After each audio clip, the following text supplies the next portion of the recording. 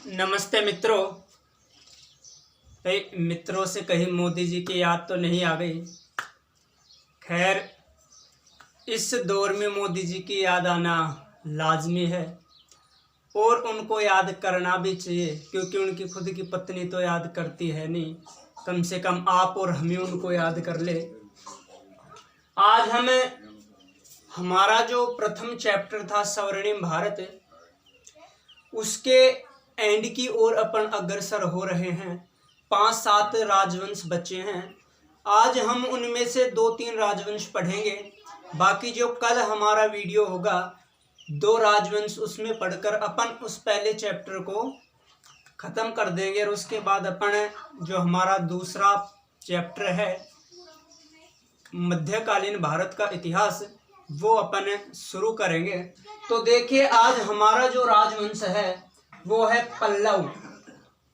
ये जो पल्लव वंश है, इसका जो प्रथम शासक माना जाता है वो शिलालेखों में विष्णुगुप्त को माना जाता है।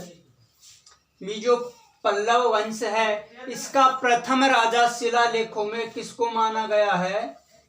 विष्णुगुप्त को।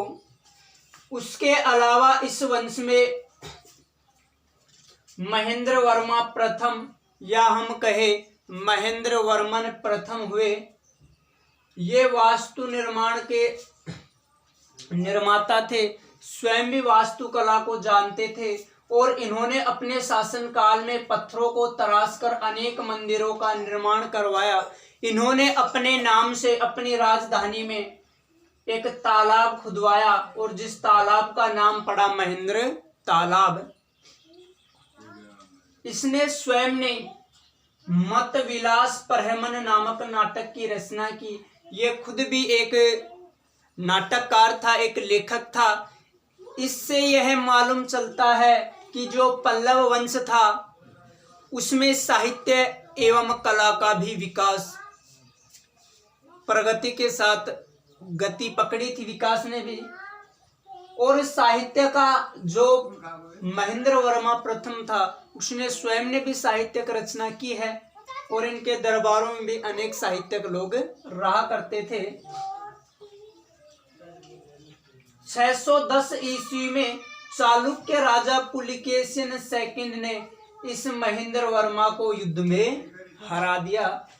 उसके बाद प्रमुख शासक हुए नरसिंह वर्मा प्रथम, या हम कहे नरसिंह वर्मन प्रथम।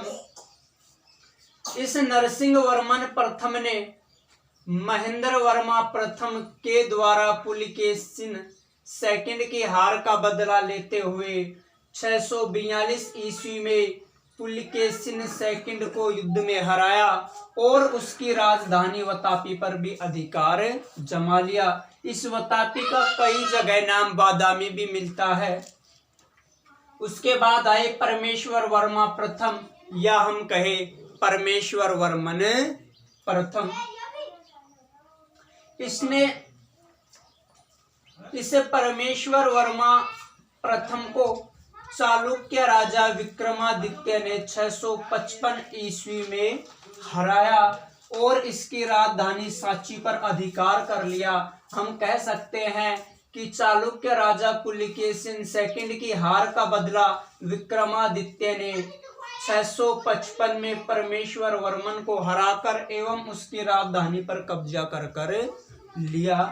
इसके अलावा इसके अन्य शासक हुए अकार्ट, सिंह विष्णु, महेंद्र वर्मा सेकंड, नरसिंह वर्मा सेकंड, परमेश्वर वर्मा सेकंड, नंदी वर्मा प्रथम और नंदी वर्मा द्वितीय। पल्लवों ने अपने शासनकाल में महाबलीपुरम, या फिर हम कहे मामल्लपुरम नामक नगर की स्थापना की। प्रश्न यही पूछ लिया जाए कि महाबलीपुरम नामक नगर की स्थापना किस राजवंश के कार्यकाल में हुई, तो हमारा आंसर होगा पल्लव वंश। कई बार आरबीएससी ने यह सवाल पूछा कि भाई जो पल्लवकालीन महाबलीपुरम है, पल्लवकालीन महाबलीपुरम है, ये किसके लिए प्रसिद्ध है? तो इसमें क्या है, 5 रथों वाला मंदिर, यानी इसमें एक रथ है उसके ऊपर भगवान राम खड़े हुए, एक रथ वाला मंदिर है जिसमें भगवान कृष्ण अर्जुन को गीता का उपदेश देते हुए खड़े किए गए हैं, यानी 5 रथों का उसमें मंदिर है। और ये जो 5 रथ है ये चट्टानों को तराश कर बनाए गए हैं। मैंने आपको बताया कि ये जो पल्लव कालीन मंदिर थे, पल्लव कालीन जो वास्तुकला थी, जो शिल्प कला थी, उसमें महत्वपूर्ण रहा कि वो पत्थरों को तराश कर मंदिरों का निर्माण या पत्थरों को तराश कर मूर्तियों का निर्माण वो किया करते थे। उसके अलावा काची का मंदिर, पट्टड़कल में दशमेश मंदिर आदि पल्लव वंश की स्थापत्य एवं वास्तुकला का अनोखा उदाहरण प्रस्तुत करते हैं। इन सभी मंदिरों में द्रविड़ शैली का प्रयोग किया गया है। पल्लव वंश के कुछ एक शासक शिव के उपासक थे और कुछ एक शासक विष्णु के उपासक भी थे। इन्होंने मजबूत सामाजिक व्यवस्था भी तैयार की थी। उसके बाद आता है हमारा जो अगला राजवंश है वो आता है चालुक्य वंश। देखिए जो चालुक्य वंश है, इस चालुक्य वंश की स्थापना 6वीं शताब्दी में दक्कन में जयसिंह ने की। भाई ये जो चालुक्य वंश है इसकी स्थापना 6वीं शताब्दी ईस्वी में राजा जयसिंह ने दक्कन में की और इसने अपनी राजधानी वतापी या हम कहे बादामी को बनाया। ये जो चालुक्य वंश है इसकी 2 शाखाएं रही, एक तो रहे वतापी के चालुक्य और दूसरे रहे कल्याणी के चालुक्य। ये जो वतापी के चालुक्य थे इनका शासनकाल 550 ईस्वी से लेकर 757 ईस्वी तक रहा। इसमें लगभग 13 साल का अवरोध भी रहा क्योंकि पल्लवों ने आक्रमण कर दिया था, इसलिए 12-13 साल का बीच में अवरोध रहा। बाकी 550 से 757 ईस्वी तक वतापी पर चालुक्यों ने शासन किया। ये जो वतापी के चालुक्य थे इनका संस्थापक था पुलिकेशिन प्रथम और इस पुलिकेशिन प्रथम ने अभिलेखों से ज्ञात होता है कि इसने अश्वमेध यज्ञ करवाया था, यानी ये जो है ये वैदिक धर्म का प्रवर्तन देता था। उसके बाद जो कल्याणी के चालुक्य हैं इन्होंने 973 से 1200 ईस्वी तक शासन किया और इसके संस्थापक माना जाता है विक्रमादित्य सेकंड को। और इस विक्रमादित्य सेकंड ने राष्ट्रकूट नरेश को हराकर कल्याणी पर कब्जा कर कल्याणी के चालुक्य नाम से राजवंश की स्थापना की। इनके प्रमुख शासक हुए पुलिकेशिन सेकंड जो क्रम से 4वें शासक थे। इनका जो राज्य विस्तार था वो उत्तर में नर्मदा नदी से लेकर दक्षिण में वो कावेरी नदी तक रहा, यानी इन्होंने अपने शासनकाल में चालुक्य राज्य का बहुत तेज गति के साथ इन्होंने विस्तार किया। और विस्तार इसने इस प्रकार कर लिया कि उत्तर में नर्मदा से लेकर दक्षिण में कावेरी नदी तक इसने अपने राज्य को फैला लिया।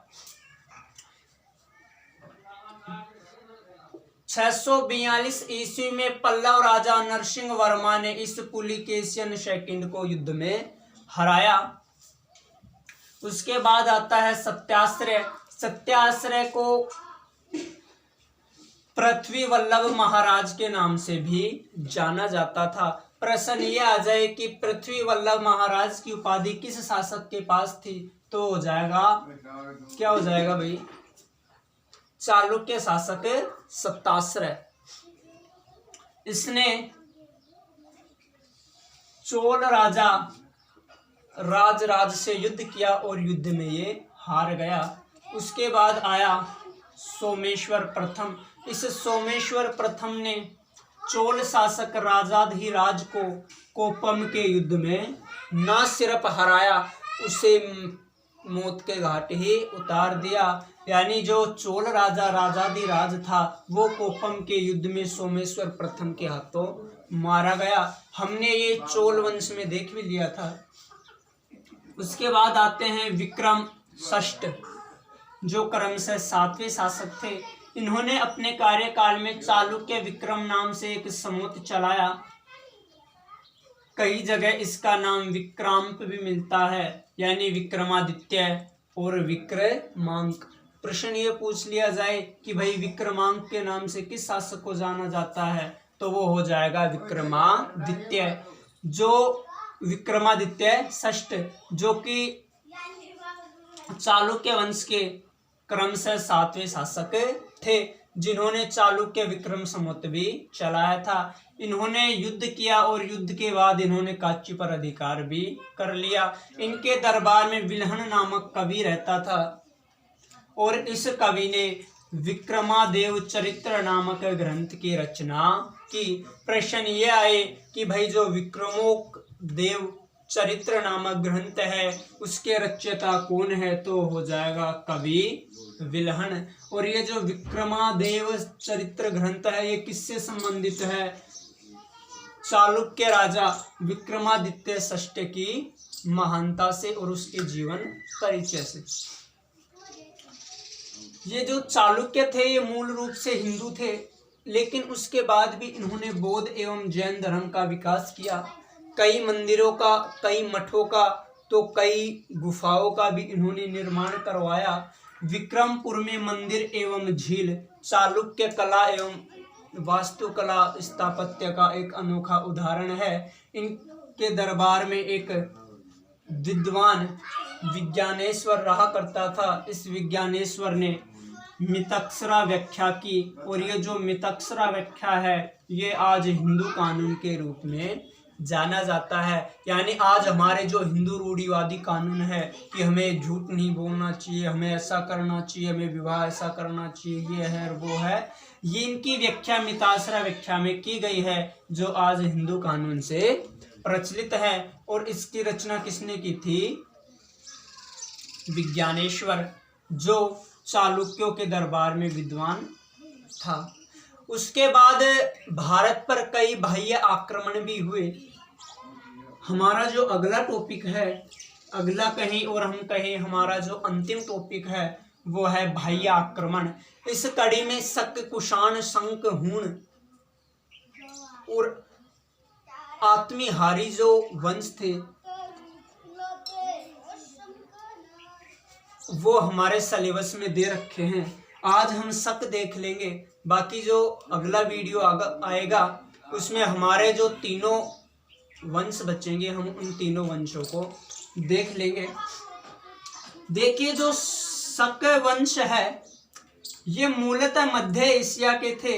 ये मध्य एशिया से अफगानिस्तान, बलूचिस्तान को जीतते हुए बोल दर्रे से 71 ईसा पूर्व भारत में प्रवेश कर गए। प्रश्न ये आए कि शक कहाँ के थे? मध्य एशिया के। शक भारत में कौन से दर्रे से प्रवेश करे थे? बोल दर्रे से। और कब? 71 ईसा पूर्व। इस शक वंश को ही सितियन भी कहते हैं। भारत में इसे क्षत्रप वंश भी कहते हैं। और कालकाचार्य कथानक में इसी वंश को सगकुल, यानी सग से हो गया सुक और कुल से हो गया वंश, यानी सगकुल नाम भी मिलता है। प्रश्न यह है कि शक वंश का सगकुल नाम किस ग्रंथ में मिलता है? तो वो हो जाएगा कालकाचार्य कथानक। ये जो शक वंश मध्य एशिया से चलकर अफगानिस्तान और बलूचिस्तान को जीतते हुए भारत में प्रवेश किया, इसकी 5 शाखाएं थी। इसकी जो तक्षशिला शाखा थी उसके प्रमुख शासक थे मावेज और एजेज। मथुरा शाखा के प्रमुख शासक थे हमामस और हगान। पश्चिमी भारत में ब्रह्मक और नहपान और उज्जैनी के शासक थे चष्टन। इन शासकों ने सिंध प्रदेश, गुजरात, अवंती, पूर्वी मालवा, द्वारका, जूनागढ़, साबरमती, मारवाड़, सिंधु घाटी, उत्तरी कोणक और विंध्याचल प्रदेश पर राज किया। इस वंश के प्रतापी शासक रुद्रदामन हुए। इस रुद्रदामन ने अपने शासनकाल में राज्य का तेज गति से विस्तार किया और द्वारका, जूनागढ़, साबरमती, मारवाड़वाड़ा इन आदि को इन्होंने जीत लिया। काठियावाड़ को भी जीता इसने। और इसने अपने शासनकाल में मौर्यों द्वारा निर्मित सुदर्शन झील का जीर्णोद्धार भी करवाया।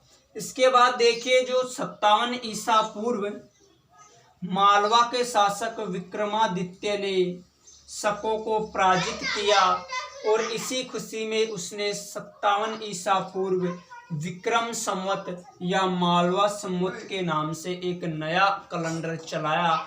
और ये जो विक्रम संवत है ये हिंदू कैलेंडर में आज भी हम प्रयोग करते हैं। यानी जो हिंदू धर्म है इसके जो भी विवाह है और लगन, नक्षत्र, मुहूर्त जो भी हैं वो सारे इस विक्रम संवत के अनुसार ही निकाले जाते हैं। शास्त्री पंडित इस विक्रम संवत का ही प्रयोग करते हैं और ये विक्रम संवत आज भी अस्तित्व में है। जिस विक्रम संवत को किसने चलाया? विक्रमादित्य ने। कहाँ का था विक्रमादित्य? मालवा का। और इसने शकों पर विजय प्राप्त की, इसीलिए इसने 57 ईसा पूर्व विक्रम संवत चलाया। और मालवा का शासक था ये, इसलिए कई इसे मालवा संवत भी कह देते हैं, लेकिन अधिकतर इसे विक्रम संवत ही कहते हैं। इससे आगे पढ़ेंगे हम नेक्स्ट वीडियो में। उम्मीद कर सकते हैं हम कि तीनों राजवंश आपको समझ में आए होंगे। धन्यवाद मित्रों।